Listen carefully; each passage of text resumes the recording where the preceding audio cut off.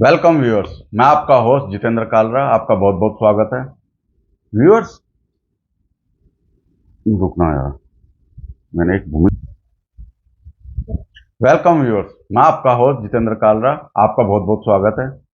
Viewers, पिछले 3-4 दशक से Bharat Pakistan military doctrine bleed India with thousands cuts इसका दंश सहन कर रहा है।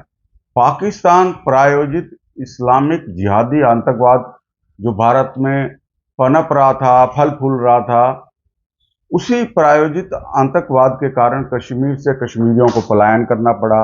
1993 के बम ब्लास्ट हुए, पार्लियामेंट अटैक, 26/11 की घटना, अनेक शहरों में बम ब्लास्ट, लेकिन भारत ने कभी कोई रिटेलिएट या कोई जवाबी कार्रवाई नहीं की।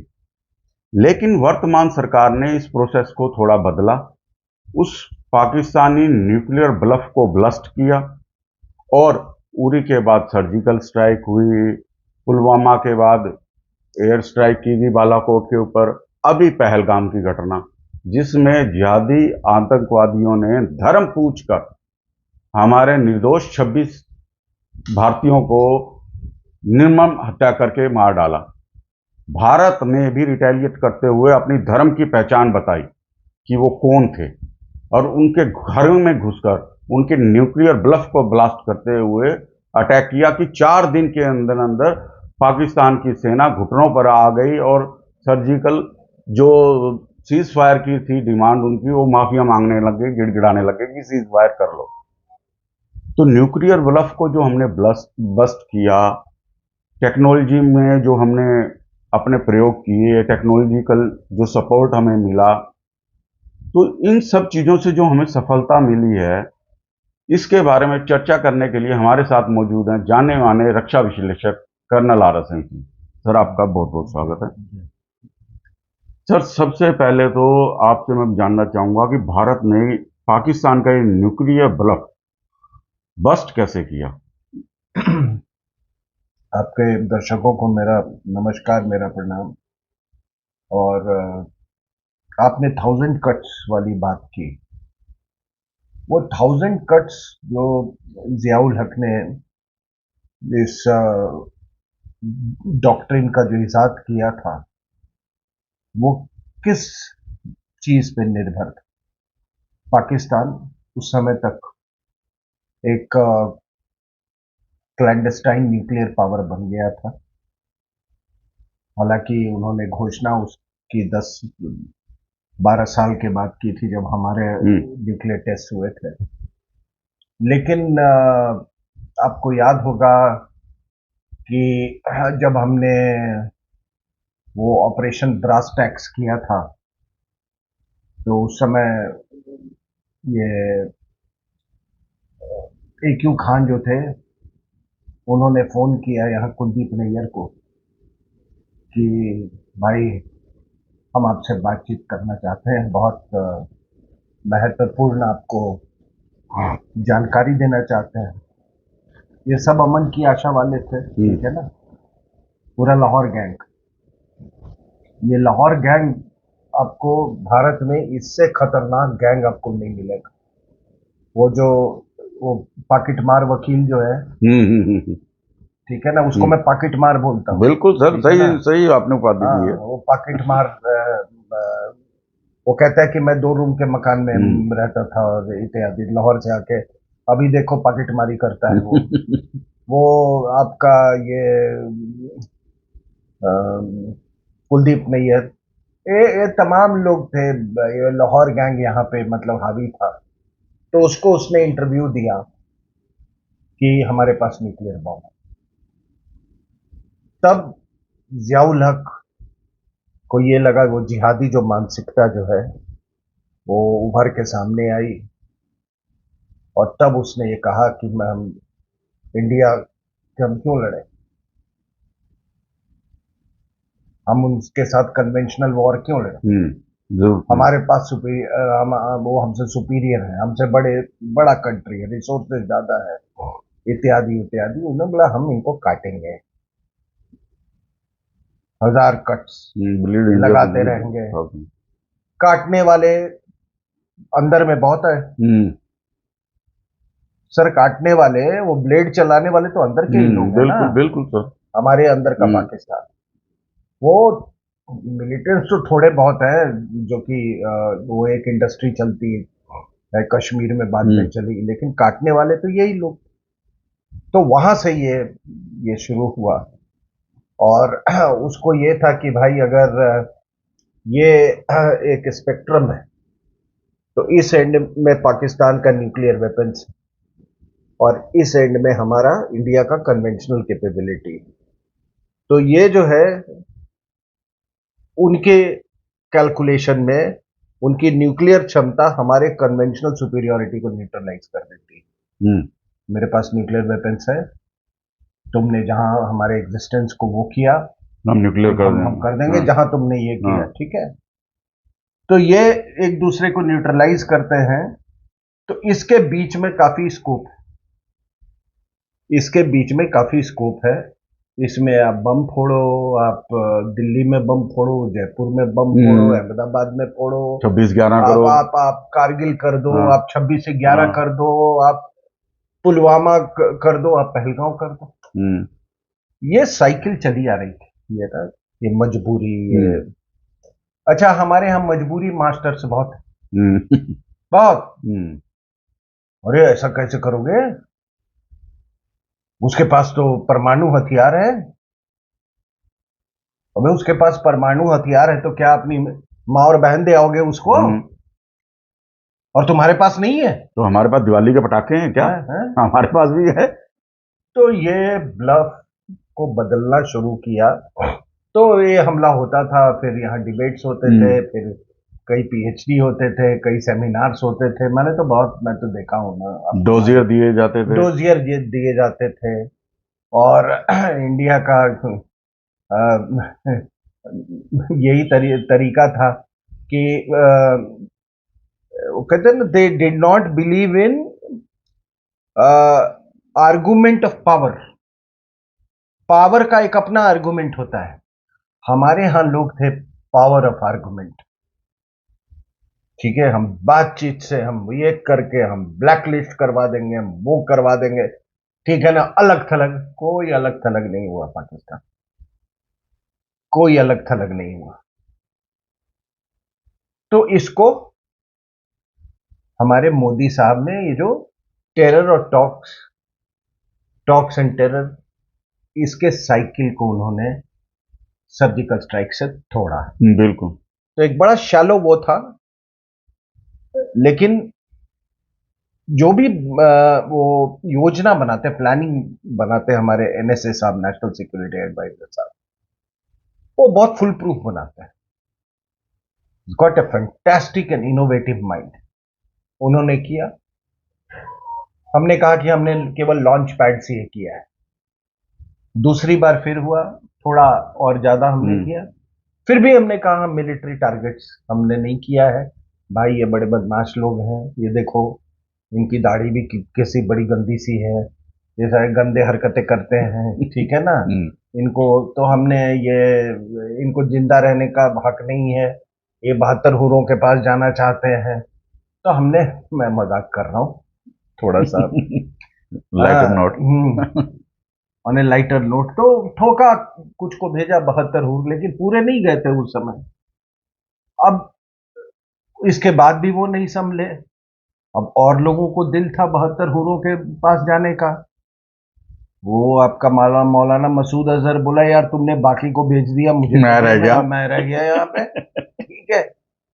तो 72 हुरों के, तो फिर हमने इस बार, उन्होंने जो आपने कायराना जो हरकत की, हमने ठोक दिया अच्छे से। और सबसे बड़ी बात है कि हमने केवल कश्मीर में नहीं ठोका, हमने थ्रू आउट पाकिस्तान, शुरू के दिन 9 अटैक्स हुए थे, जिसमें 5 पीओजेके में थे और 4 जो थे वो पंजाब में थे। हमने हार्ट में इनको ठोका, इनको थोड़ा जैश ए मोहम्मद को ठोका, लश्कर ए तोयबा को ठोका, सबको ये हमने हिजबुल मुजाहिदीन को एक साथ ठोका। ये ठोकना एक बहुत बड़ा सेटबैक था पाकिस्तान की। और एक चीज तो खुल के बात आ गई, ये सबको मालूम है, सबने जब वो जनाजा देखा तो सबने देखा कि उसमें पॉलिटिशियंस भी थे और ये सब पाकिस्तान मिलिट्री के और वो, तो ये देखिए लश्कर तोयबा, जैश ए मोहम्मद, हिजबुल मुजाहिदीन, इनको ठोकने का मतलब है कि आपने पाकिस्तान मिलिट्री को ठोका। क्योंकि क्या है कि लश्कर तोयबा का एक मैं बता दूं आपको कि ये पूरा प्रो मिलिट्री है। ये प्रो मिलिट्री पाकिस्तान का एक स्टेट इंस्ट्रूमेंट है। ये भारत छोड़ के और कहीं हमले नहीं करता है लश्कर तोयबा। इसमें कभी स्प्लिट नहीं हुआ है आज तक लश्कर तोयबा में। और ये बिल्कुल एक तरह से आप समझिए कि एक एक्सटेंशन है पाक मिलिट्री का बिल्कुल सही। उसको ठोका आपने मुरीदके में।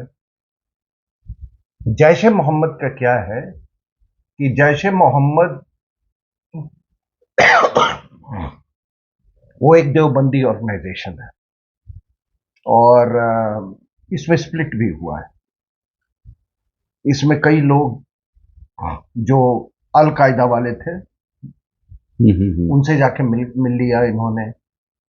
तो जैश ए मोहम्मद ये काम आता है पाकिस्तान मिलिट्री का कि वो सब जो लोग चले गए हैं उनका घर वापसी, तुम आओ हमारे लिए लड़ो, अच्छा, और हिंदुस्तान के खिलाफ ये करो। तो वो जैश ए मोहम्मद में ऐसे जैसे ट्रेड्स, लेकिन फिर भी वो भी एक पाकिस्तान मिलिट्री का, तो सारे उनके इंस्ट्रूमेंट थे। तो उनको हमने ठोका और पंजाब में ठोका, ठीक है। अब उसके बाद जब ठोका तो उनको प्रेशर पड़ा होगा कि हम तो ठुक रहे हैं, हमारे घर के 10 लोग चले गए जन्नत में, अब उसमें महिलाएं भी गई हैं और वो लड़के भी गए हैं, मर्द भी गए हैं। अब मर्द को तो 72 ऊर मिलेगा, अब वो महिलाओं को क्या होगा? ये तो बहुत ट्रेजेडी सोचने वाली बात है ये। तो हमने उनको अच्छे से भेजा उनको। अब पाकिस्तान ने फिर वो उसने रिटेलिएट किया। रिटेलिएट किया तो हमारे पास कोई और चारा नहीं था। फिर हमने उनको 16 जगह पूरे north to south, east to west हमने ठोका, रगड़ दिया, अच्छे से ठोका। स्कार्डू को ठोका, चाइना को भी मैसेज भेजा, ये है तेरा चाइना पाकिस्तान इकोनॉमिक कॉरिडोर का बहुत इंपॉर्टेंट बेस है। रहीम यार खान और कितने ये उधर, फिर आपका ये नूर खान एयरबेस, ठीक है ना, सरगोदा एयरबेस, जकोबाबाद, ये सब बुलान, ये सारे हमने ये किए। इसमें सबसे अहमियत वाली अगर कोई नूर खान है। अच्छा, बाय द वे, वो ये जो किताब हमने लिखी है ना, इसका मैप आपने बनाया था, इसमें बड़े अच्छे से मैंने एयर बेसिस बना देखे, तो ये किताब हमारे बहुत काम आया था मेरे अभी विश्लेषण में। तो हमने इनको ठोका। अब क्या है कि जब ठोका तो अब हमको मालूम क्या कि उधर क्या लोग हैं, उधर है, ये है। हाँ, नूर खान एयरबेस है, बड़ा इंपॉर्टेंट एयरबेस है, फाइटर ऑपरेशंस भी होता है वहां पर। C-130 भी का है, ट्रांसपोर्ट हब भी है, न्यूक्लियर कमांड अथॉरिटी का भी उधर ही कुछ ये है। तो ये सब तो आदमी जानता है। ये तो ठोका तो हमने इस्लामाबाद, एक तरह से इस्लामाबाद को ठोक दिया, है ना सर, कैपिटल को ठोक दिया। अब क्या है, तो बचा क्या उसका? उधर फिर ठोका सरगोदा उसमें। अब वो क्या है, क्या सा वो किराना की दुकान है, उसमें क्या कहते हैं, नीचे न्यूक्लियर बॉम्ब मिलते हैं उधर किराने। अब कहते हैं लोग कि उधर भी ठोका। अब विश्वास तो तब हुआ मुझे कि उधर ठोका है कि उसके बाद वो एक बीच क्राफ्ट B350 जो कि रेडिएशन को रीड करता है, और उस एयरक्राफ्ट की बड़ी हिस्ट्री है। एंड बाय द वे, एक है फ्लाइट डाटा 24, आप किसी भी उसका आप उसका रूट देख सकते हो। वो आया पाकिस्तान में, उसने वो रेडिएशन वगैरह ये किया। उसके बाद आपको मालूम है एक जहाज वहां से इजिप्ट से आया, IL-76। वो बोरोन बोरोन एक एलिमेंट है जो कि नाइल डेल्टा में पाया जाता है। वो रेडिएशन के इफेक्ट को कम करता है। तो हमने कुछ तो हुआ है। अब हुआ क्या है कि आप एक्यूरेसी का यही अंदाजा लगा सकते हो कि हमने अपना जीपीएस इस्तेमाल किया सर, नाविक। अब क्या होता है कि दूसरे कंट्री का आप जीपीएस इस्तेमाल करोगे ना, तो CEP, that circular error of probability जो है वो बढ़ जाता है, क्योंकि because of the earth spherical है। स्फेरिकल है, ठीक है ना, because of the curvature of the earth. तो हमने उसको अपना नाविक इस्तेमाल किया, हमारी अपनी बनाई हुई है, मेक इन इंडिया, आत्मनिर्भर भारत। अब आत्मनिर्भर भारत ने हमको 1 मीटर का सीईपी दिया, तो उससे हमने जो दरवाजे हैं एंट्री एग्जिट वो ठोक दिए। वो ठोक दिए तो जैसे फ्लड आता है ना, हो सकता है वो रेडिएशन का अंदर में फ्लड आ गया, जैसे वो कोल माइन में फ्लडेड हो जाता है, तो फिर उसमें पानी में घुस के तो कोयला नहीं निकालोगे नहीं यार, ठीक है ना। अब वो जब ठुकता है इतना बड़ा चीज तो भूकंप भी आता है, हाँ सुनने में आया, ठीक है ना। वो लोकल वो आखिर दुनिया को पता कैसे चलता है, जब भी आप न्यूक्लियर टेस्ट करते हो तो हाँ जो सेस्मिक ग्राफ्स के ऊपर में उसका वो आ जाता है, वो it has got a temporary that earthquake effect. वो हुआ तो हमने इसको ठोक दिया और जो भी हुआ। और अब हम उस सवाल पे आते हैं कि बाकी छोड़ दीजिए आप,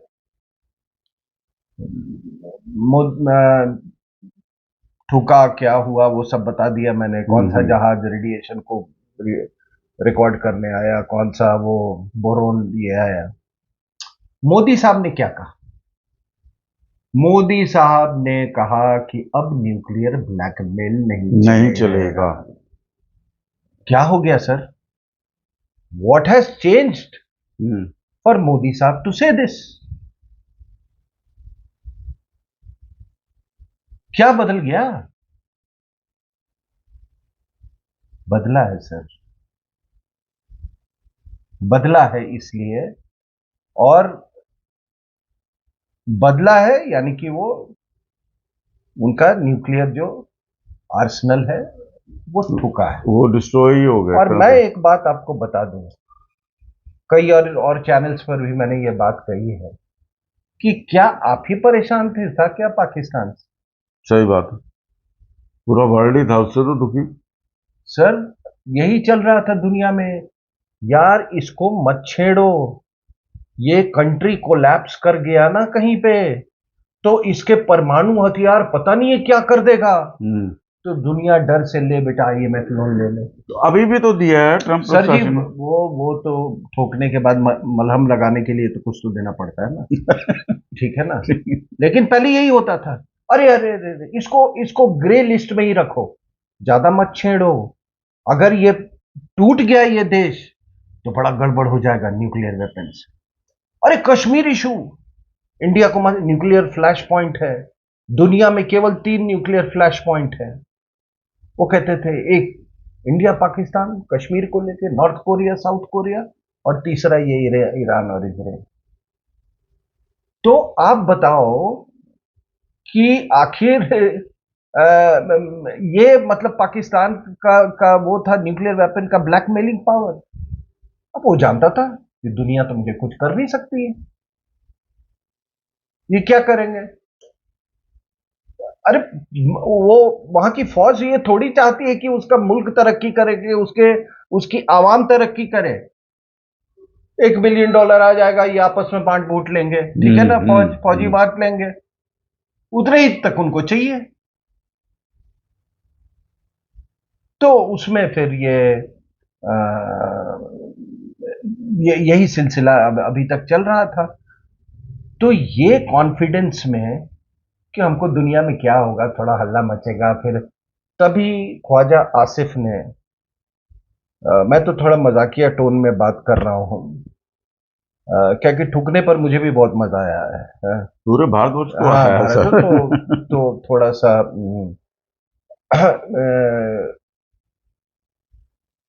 ये जो कॉन्फिडेंस जो था पाकिस्तान को, ऐसे ही चलता है, देश चलता रहेगा, हमारे फौज का अपना काम चलता रहे, ठीक है ना। उनको कौन सा, वो कह रहे ना मुनीर सिविलाइजेशनल, ये कोई सिविलाइजेशनल इसको कोई वो नहीं, बस सिर्फ फौज का अपना स्वार्थ, अपना लूट, अपना ये, ठीक है ना। तो उसमें उन्होंने, चाइनीज ने कहा कि बेटा देखो ऐसा है कि अब ये ना तुम्हारा जो ये दुश्मन जो है इंडिया, वो हमारा भी दुश्मन है, तो मैं जब तक हूं तब तक तुम्हें वो कुछ नहीं कर सकते हैं, लेकिन मेरे को ना एक चाइना पाकिस्तान इकोनॉमिक कॉरिडोर बना दो। तो इसने कहा ठीक है, वेस्ट कुछ कर ही नहीं सकता है, मेरे पास न्यूक्लियर वेपन है, आप आ जाओ, पूरी जमीन आपके पास है, ठीक है। वो वहां पे चाइना पाकिस्तान इकोनॉमिक कॉरिडोर है। फिर अमेरिकन को लगा, अरे ये क्या हो रहा है, ये तो पर्शियन गल्फ में पहुंच जाएगा, ये तो पर्शियन गल्फ में चाइना को प्लेयर दे रहा है, प्लेयर बनवा रहा है। तो हाँ, मैं बीच में कह रहा था कि ख्वाजा आसिफ इसीलिए ये जो डराने का है ना, कि हमने आपके लिए बहुत कुर्बानियां की, हमने आपके लिए जिहाद किया, हमने जिहादी मशीन, यही बोल रहा था ना वो ख्वाजा आसिफ। लेकिन हुआ क्या कि ये चाइना पाकिस्तान इकोनॉमिक कॉरिडोर को लेके अमेरिकन भी परेशान, इजरायलीज भी परेशान, अरब कंट्रीज भी परेशान, कि साला एक चीन, दूसरा ये जिहादी न्यूक्लियर पावर, क्या होगा अरब का सर? है उसके आगे क्या है, वो गल्फ ही क्रॉस करना है ना। तो ये शेख साहब तो गए, बिल्कुल। तो सभी चाहते थे कि इनका जो न्यूक्लियर हथियार जो है वो खत्म किया जाए, और वो मौका मिला मोदी साहब ने, वो करवा दिया। उसके बाद वो मान साहब आए, बोले अच्छा हमने इंडस वाटर टेरिटरी सस्पेंड कर दिया। अब उम्मीद लोग कर रहे थे कि अरे बाप रे, इतना, पहले तो डर के मारे लोग कहते कि ये मत करना, नहीं तो देखो एग्जिस्टेंशियल थ्रेट, अगर आप करोगे पाकिस्तान को न्यूक्लियर बॉम्ब फेंक देगा, छोड़ देगा। तो पहले हमने वो किया, जेडी बांध से पूछा कि भाई आप का क्या कहना है, आप हमको कोई इससे मतलब नहीं है, अभी ताजमहल घूमने जा रहा हूँ, घूम के आता हूँ मैं, ठीक है। वो अपनी पत्नी के साथ वहां फोटो वोटो खिंचवाया उन्होंने ताजमहल में, कोई कुछ नहीं, कोई बोले। Imagine the vice president of United states of America, उन्होंने ये ब्रोकर करवाया था वर्ल्ड बैंक के थ्रू, ये पूरा इंडस वाटर ट्रीटी, इतना बड़ा चीज हो गया। कोई, फिर वो वापस गए तो फिर लोगों ने पूछा, तब तक हमने वो ठोक दिया था। उसके बाद जब वहां पहुंचे तो ये मसूद अजहर के बच्चों को उधर भेज दिया था हमने ऊपर, ठीक है, और लश्कर तोयबा भी। तो उनसे पूछा तो उन्होंने बोला कि हाँ कुछ सुना है, ऐसा हुआ होगा, हमको इससे कोई लेना देना, उनकी आपस की वो। फिर सर क्या हुआ कि जब वो ठोक दिए, जब ये न्यूक्लियर वाला, तो आप पूरी अब घटनाक्रम देखो। 4 बजे सुबह शहबाज शरीफ ने फोन किया कि न्यूक्लियर कमांड अथॉरिटी की मीटिंग होगी 6 बजे। 6 बजे उनकी मीटिंग हुई और 7:30 बजे ट्रंप ने ट्वीट कर दिए। क्या ट्रंप ने क्या कहा? उन्होंने कहा यार हम इनके दोनों के बीच में हम रात भर जगह, रात भर तो वो ठुक रहे थे रात भर वो ठुक रहे थे, बात क्या हो रही तुम कर रहे थे यहाँ पे? ए, बोला रात भर हमारे लोग बात कर रहे थे, हमने सीज फायर, हमने उनको कहा कि बात कर लो अब ये करके, तब तक ठुक चुके थे। और तब ट्रंप साहब ने वो एक होता है ना कि यार ना, ऐसा है कि वो तीन उसमें जैसे स्कूल स्कूल में कैसे ही होता है यार ना, उसको 10 मिनट पीट लेना फिर मैं आके छोड़ा दूंगा हाँ, छुड़ा दो आपको। आप। ठीक है ना? तो वो वाली बात हुई।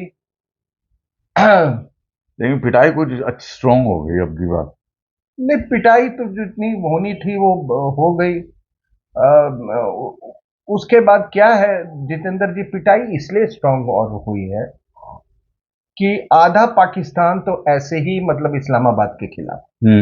बलोचिस्तान बिल्कुल ही उस नो, समय। बलूचिस्तान हाँ, एंड ये आपका खैबर पख्तूनख्वा और उधर का पूरा आधा हाँ। पाकिस्तान, तो वो ऐसे ही खिलाफ है जो ईस्टर्न हाफ है। हम्म। और वेस्टर्न हाफ को हमने वेस्टर्न हाफ कब उनके खिलाफ, ईस्टर्न हाफ को हमने ठोक दिए। तो कहाँ क्या है पाकिस्तान का, क्या है? नथिंग सर, अगर इंडस वाटर कैंसिल किया है तो पंजाब ही पंजाब बचा ना, वो भी खत्म। दूसरा दूसरा दूसरा सर, कि अभी इसका इम्पैक्ट, ये सब चीज हो जाए, चलो ठोक दिया, ये हुआ, एयरफील्ड वो फिर दोबारा बना लेंगे, वो बना लेंगे, फिर से जिहाद के वो बिल्डिंगें तैयार करेंगे, किताब तो बदलेगी नहीं। हाँ, बिल्कुल सही बात है सर। तो किताब भी नहीं बदलती है तो पानी भी नहीं बदलता ना सर। हम्म। पानी का फ्लो ऊपर नीचे होता है, तो अब ये कहते हैं कि इसका नुक्ता भी नहीं बदलेगा किताब का, हम्म। हम तो जिहाद करते रहेंगे। और हम कहते हैं कि हम पानी को भी बदल देंगे यार, क्या है मतलब अपने हक में बदलेंगे। बिल्कुल, दारचन ठीक डैम है, बना गया अपनी तरफ। अब वो आपने डिसाइड करना है कि आप आ, किताब को अगर रखना चाहते हो या पानी लेना चाहते हो, वो तो आपने डिसाइड हम्म। करना है। तो हमने ये कह दिया, तो ये तो न्यूक्लियर बॉम्ब से भी बड़ा ये हुआ। अगर आप पाकिस्तान का फर्स्ट यूज न्यूक्लियर डॉक्ट्रिन आप वो करोगे, उसमें वो कहते हैं कि किस हालात में वो न्यूक्लियर बॉम्ब इस्तेमाल कर सकते हैं, करेंगे फर्स्ट स्ट्राइक। वो कहते हैं अगर हमारे कोई मेजर मेजर सिटी अगर लॉस होने के कगार पे है, तो इस्लामाबाद तो ठोक दिया हमने। सही बात है। ठीक है, फिर वो कहते हैं कि अगर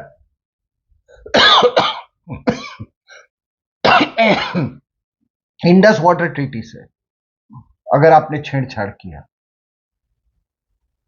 तो हम ठोक देंगे, हम न्यूक्लियर हो जाएंगे। वो भी कर दिया वो सब भी हो हमने। गया, हाँ।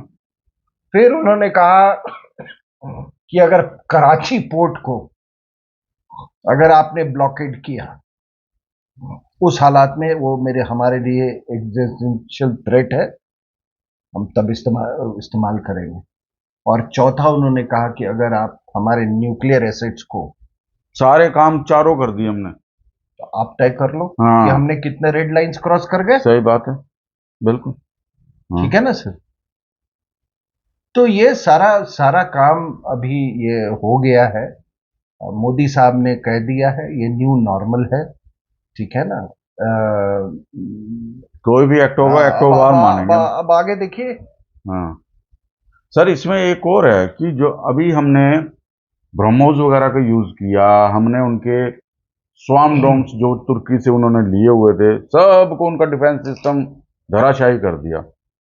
अब डिफेंस में आर्म्स को लेके भारत की भूमिका क्या रहेगी सर? क्योंकि अब एक तरह से इंडिपेंडेंट तो हो ही चुका है लगभग भारत, जो एक्सपोर्ट में भी सुनने न्यूज आ रही है कुछ। सर ऐसा है कि अभी क्या 24,000 करोड़ का ना, हम तो कभी उम्मीद ही नहीं थे कि 24,000 करोड़ का मतलब हम यहां तक भी पहुंच सकते। लेकिन ये ना मोदी साहब बार बार ये मेक इन इंडिया, आत्मनिर्भर भारत, मेक इन इंडिया, आत्मनिर्भर भारत। अब सर इतने ऑर्डर्स आपके पास आएंगे कि आपके पास समय नहीं होगा, मेक इन इंडिया कैसे बनाओगे? तो हमारी बहुत पॉपुलेशन है सर, मैं वेली मैं है। मैं ये कह हाँ। मैं यू। मैं ये कह रहा हूं कि इतना आपका मतलब वर्चस्व बढ़ गया है, ठीक है ना सर। और ये कितना सुखद सुखद दिन है हमारे लिए। हम जो हर चीज इंपोर्ट करते थे, हमारे डीआरडीओ ने तो कमाल का किया है। आप क्या सोचते हैं ये जो पूरा जो एयर डिफेंस हमारा जो था, मैं एयर डिफेंस की बात कर रहा हूँ, ये केवल ब्रह्मोस सॉरी कर रहे हैं, ये S-400 में थोड़ी का ये था। इसमें और बहुत सारे जो हमारा अपना इंडिजिनियस आकाश जो था, वो कमाल कमाल का मतलब उसने परफॉर्म, पूरी दुनिया देख रही है आपको। मोर देन 99% ये एक्यूरेसी रेट था उसका। एक्यूरेसी रेट और सक्सेस रेट जिसको और आपके जो बाकी जो जितने भी जितेंद्र जी हमारे पास इन्वेंट्री में बहुत पुराने पुराने जो थे, हम सबको उसको मॉडिफाई किया डीआरडीओ ने। हम लोग जब कहते तो ये कहते L-70 गन से, यार ये बहुत पुराने हो गए, दुनिया बहुत कहां से कहा, उसमें ऐसा उन्होंने मॉडिफिकेशन किया है कंप्यूटराइज और वो करके एआई से, कि मतलब ड्रोन्स को तो उन्होंने वो मतलब वो एक तरह का काल बन गए थे ड्रोन्स के लिए वो। तो पूरी दुनिया आपकी जो एयर डिफेंस कैपेबिलिटी जो ये थी वो उसने देखा, और हमारा आपका ऑफेंसिव कैपेबिलिटी सर, मतलब आप सोचो 3 मैक 4 मैक की स्पीड से आपका ब्रह्मोस जो है जाके ठोक रहा है विथ 1 CEP 1 मीटर CEP, पूरी मतलब अर्थक्वेक ला दिया। ड्रोन से नहीं, और भी उसमें जो स्पाइस ये थे, बॉम्ब्स थे, और ये करके तो पूरी दुनिया आपका लोहा मान रही है। और उससे ज्यादा जो सबसे बड़ी हमारी उपलब्धि हुई है कि हमने वॉरफेयर में एक क्रांति ला दी। पूरी वॉरफेयर जो हुई है वो सर एक स्टैंड ऑफ डिस्टेंस से हुआ। हमारे लोग IBLOC नहीं क्रॉस किया उन्होंने, बिल्कुल सर, ठीक है, वहीं से ठोक के मारा। उससे भी बड़ी एक उपलब्धि ये हुई है, सॉरी, एक और बहुत बड़ी उपलब्धि है कि ये जान लीजिए कि ये जो जो हमने टारगेटिंग की है, आप क्या सोचते हो कि ये पहलगांव के बाद ये सब टारगेट का हमने एक्विजिशन किया है? नहीं सर, ये टारगेट का आइडेंटिफिकेशन, उसकी पूरी जानकारी, उसके कोऑर्डिनेट, उसके बाद उसके ये, you require humongous amount of technical intelligence and human intelligence. और वो सारे टारगेट्स आपके पास तैयार थे, आपने पहले से तय किया हुआ था इस टारगेट को हम इस उससे करेंगे। और ये तो कुछ टारगेट्स आपको बताए गए हैं पब्लिक डोमेन में, और कितने टारगेट्स हो सकता है हम मतलब इंगेज सही किए बात हैं। है, बिल्कुल। हम क्यों मतलब हो सकता है, ऐसा होता है ना, मैं जस्ट गेस कर रहा हूँ मैं। तो ये हो रहा है, तो हमारे इसीलिए आपने पहली बार आपने देखा होगा कि both the prime minister and defence minister ये इंटेलिजेंस जो एजेंसीज हैं उनको उन्होंने खुल के तारीफ की कि जो कुछ लोग जो कि पर्दे के पीछे से काम करते हैं, तो ये उनकी भी उपलब्धि थी। लेकिन ये एक क्रांतिकारी वॉरफेयर था। अब मुझसे टेलीविजन पे किसी ने पूछा कि पहले क्यों नहीं होता था ऐसा?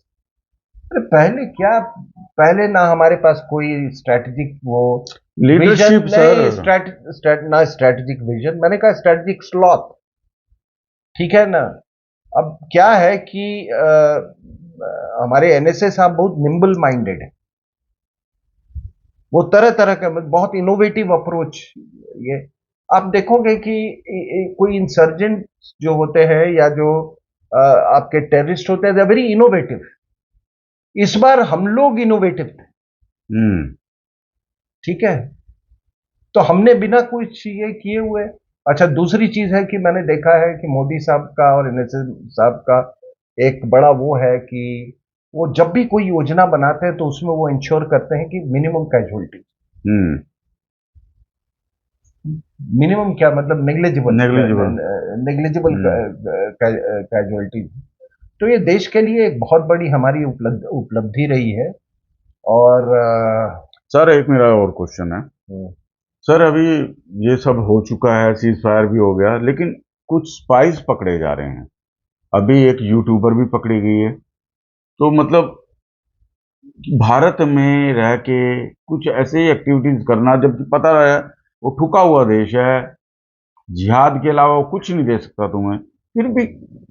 दो चीजें हैं, एक तो स्पाइस। अब मैं कल टेलीविजन पे था जब ये महिला क्या है, ज्योति मल्होत्रा ज्योति जिसका मल्होत्रा। ये है, तो और मेरे साथ ब्रह्मचालानी भी थे। तो मैं एक देख रहा था कि कुछ सालों से ये ना सोशल मीडिया पे ये पाकिस्तानीज बहुत एक्टिव हो गए थे और हनी ट्रैप का बहुत इस्तेमाल कर रहे थे। और आजकल ऑनलाइन जमाना है, हम्म। तो कुछ लोग आप अखबारों में ये पढ़ते होंगे, अब मैंने तो उसका पूरा कोलेट नहीं किया है, लेकिन वो हनी ट्रैप में आ गए, उसके बाद धीरे धीरे यहाँ से वो सीक्रेट्स देने लगे, वो करने लगे। कई लोगों को अपना नौकरी गंवानी पड़ी। और देखो क्या है ना जितेंद्र जी की, दुनिया में ये सब जो कहते हैं women women wine and wealth, ये शुरुआत से, जब से हम्म। सृष्टि चल रही है तब से ये हो रहा हम्म। है। तो अब ये महिला जो है, ये या इनको ये पैसे के लिए उन्होंने कर लिया। बाकी आपने अभी बहुत सारे यूट्यूबर्स का आपने नाम हम्म। लिया, वो क्या करें, उनको भी तो पैसे मिल रहे हैं ना, जिनके 40-40 लाख उनके फॉलोअर्स जाते हैं। तो एक तो है जो स्पाइस जो हैं, और एक जो आपको सुनने और देखने को मिल रहा है, जो लोग अरेस्ट हो रहे हैं, that is the people from from Pakistan with in the country. अब ऋषिकेश के कोई एम्स का डॉक्टर का मैंने हाँ। पढ़ा, आज अशोका यूनिवर्सिटी में पढ़ा, ठीक है। तो दीज आर पीपल, इन्हीं से तो ये 1000 कट्स करवाना करवाना करवा रहा था ना ये। अरे सर एक मैगजीन वाला भी तो था, कुछ आप बता रहे थे। हाँ ठीक है। हाँ हाँ। अभी आप देखो, एक ये एक इंडियन डिफेंस रिव्यू, एक नया कोई उसका मालिक आया है, वो भी मैं सुना हूं कि पाकिस्तान एम्बेसी के बहुत चक्कर मारता था।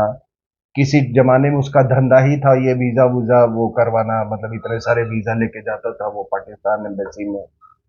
और उसने वो टेक ओवर किया, इसको खरीदा, ठीक है। वो भी राष्ट्रवाद के नाम पर लोगों के पैसे से। पैसे पे चंदा इकट्ठा करके उसने वो किया। और जो उसका जो ऑनलाइन जो ये था, Indian defence review dot com, वो बेच दिया है कि अल्जीरियन एंटिटी को विथ लिंक्स पाकिस्तान। तो आप अगर आप के दर्शक ग्लोबल उसमें गूगल में जा सकते हैं और वो देख सकते हैं कि Indian defence review dot com आपको अजीब अजीब वो इन्वायरमेंट के बारे में या हिंदुस्तान के बारे में कुछ नहीं। तो भाई कोई आदमी पैसे दे के क्यों खरीदेगा ये? हम्म। सोचने वाली बात है। फिर बहुत मैंने तहकीकात करने के बाद मुझे पता चला कि Indian Indian defence review dot com के नाम पर बहुत सारे सीक्रेट्स लोग ईमेल से भेज रहे हैं। आप समझ रहे हो ये बात? ऐसा ऐसा मुझे सुनने में आया है। मेरा तो कोई उसका एक्सेस है नहीं, बट कोई एक आदमी जो कि इंडिया के बारे में, ये पूरे प्रकरण में, अगर वो Indian defence review dot com है, तो ये जो पाकिस्तान और इंडिया में जो ये अभी जो चला ये पिछले 6-7 दिन, कुछ तो उसका ये होना चाहिए था। बिल्कुल सही बात। वो कुछ नहीं। अब मैं American defence review dot com ये करूं और मैं बात करने लगूं, मैं मान लो बांग्लादेश की या कोई और चीज की, इंडिया की अपने इंटरनल पॉलिटिक्स की, तो it doesn't make sense no, why should somebody buy that? तो ये है, ये अंदर का Pakistan, and I am very happy कि अंदर के पाकिस्तान को इस सरकार ने एड्रेस करना शुरू किया है। और अंदर के पाकिस्तान के बारे में मैं इतना भी जरूर कहूंगा लोग को, सुनिए ये बात, हिंदुओं का पलायन हुआ कश्मीर घाटी से जम्मू में। वो पूरा कॉलोनी में गया हूं जहां पे वो अभी इनको बसाए। जब तक आप में वो नैतिक साहस नहीं आएगा, moral courage, to answer this question कि why Kashmiri Hindus are not safe in Kashmir valley and why they are safe in Jammu, आपका कोई कल्याण होने वाला नहीं है। ठीक है सर। और ये they are safe everywhere. They are safe in Kashmir, they are safe in Jammu, they are safe in जितने 5 स्टार होटल्स देखोगे उसमें वो एक वो कारपेट वाले का जरूर वो होता है, shop. They are safe everywhere. लेकिन इस सवाल का आपको जवाब देना पड़ेगा आपको।